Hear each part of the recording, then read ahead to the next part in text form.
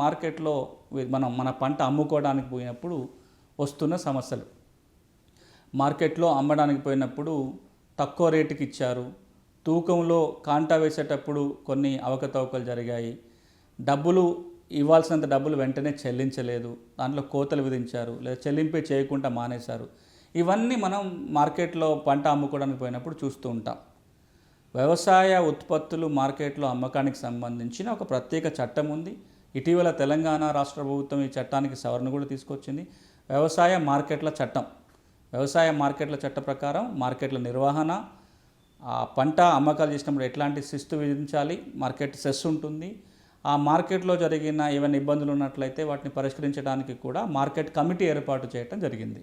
ఈ market committee కూడా అక్కడ ఉండే రైతుల్ని సభ్యులుగా చేస్తూనే మార్కెట్ కమిటీ వేయాల్సి ఉంటుంది.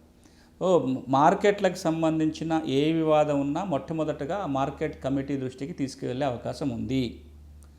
ఒకవేళ అక్కడ అనుకున్న న్యాయం దక్కకపోతే తూనికలు కొలతలకు సంబంధించి కావచ్చు, చెల్లించిన డబ్బులకు సంబంధించి కావచ్చు, ఇంక ఇతర అంశాలు ఏదున్నా 2 మార్గాలు ఎప్పుడూ ఉంటాయి. ఒకటి, సంబంధిత సివిల్ కోర్టులో కేసు వేసుకోవటం కానీ, లేదా వినియోగదారుల ఫోరం కూడా వెళ్ళడానికి అవకాశం ఉంటుంది. ఇది మార్కెట్లకు సంబంధించి.